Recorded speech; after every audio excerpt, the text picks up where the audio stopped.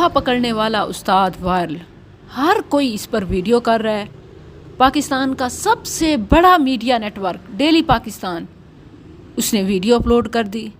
کوئی چھوٹے سے چھوٹا یوٹیوبر بھی ویڈیو اپلوڈ کرے تو 10,000 20,000 شیئرز، بے تحاشا لائکس، کمنٹس، ویوز۔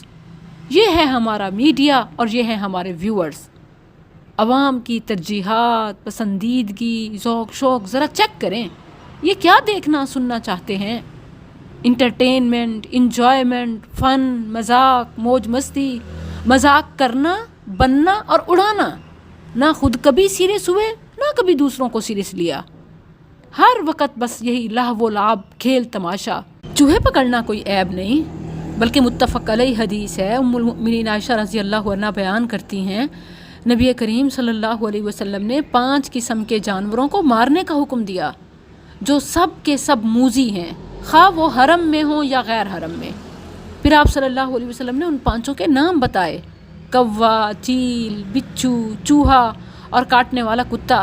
یہ جانور باقی تمام جانوروں سے اپنی طبیعت کے اعتبار سے فسق میں زیادہ ہیں، کیونکہ یہ حملہ آور ہوتے ہیں، موذی ہیں اور ان کی اذیت ناکی دوسروں سے زیادہ ہے۔ ان کے نقصان دہ ہونے کی وجہ سے ہل و حرم میں یعنی ہر جگہ قتل کا حکم ہے۔ بات یہاں تک تو ٹھیک ہے، لیکن اس پر ویڈیوز بنانا، عوام کا اپنا وقت ضائع کرنا، یعنی چوہے پکڑنے والے پکڑ رہے ہیں، ان کا کاروبار ہے، پکڑوانے والوں کو بھی خلاصی اور نجات ملتی ہے، مگر تماش بینوں کو کیا ملتا ہے؟ ویڈیوز بنانے والے، اپنا اور دوسروں کا وقت ضائع کرنے والے، یہ کوئی کنٹینٹ ہے جو بنایا اور دکھایا جا رہا ہے؟ بنانے والوں سے زیادہ مجھے عوام الناس سے شکایت ہے کہ آپ دیکھ کیسے لیتے ہیں؟ آخر کیا ملتا ہے آپ کو؟ آخرت کی فکر نہیں تو دنیا تو ڈھنگ سے جیو۔ ہر وقت ہر چیز میں یہی تماش بینی، کیا یہی حیات انسانی کا مقصد ہے؟ یہ تو شیطان اور اس کے اعلی کاروں کی ہمارے خلاف سازش ہے کہ انٹرٹینمنٹ کے نام پر زندگی کے حقیقی مقاصد سے ہمیں دور کر دیا۔ یہی تو 5th جنریشن وار پالیسی ہے۔ اب جنگ لڑ کر، مار کر، رلا کر نہیں، للچا کر، الجھا کر لڑی جاتی ہے۔ جیسے کہتے ہیں نا کہ سب بھی مرے تھے دگ گئی بچے، نہ لڑنا پڑے اور مقصد بھی حاصل ہو جائے۔ ذہنی غلامی کی ویسے انتہا ہے۔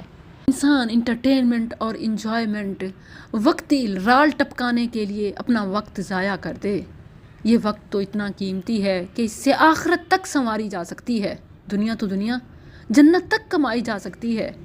سورہ فاطر میں اللہ عز و جل نے کیسے فرمایا: اولم نعمرکم ما یتذکر فیہ من تذکر وجاءکم النذیر فذوقوا فما للظالمین من نصیر۔ اور کیا ہم نے تمہیں اتنی عمر نہیں دی کہ اس میں جو نصیحت حاصل کرنا چاہتا حاصل کر لیتا، اور تمہارے پاس خاص ڈرانے والا بھی آیا، بس چکھو کہ ظالموں کا کوئی مددگار نہیں۔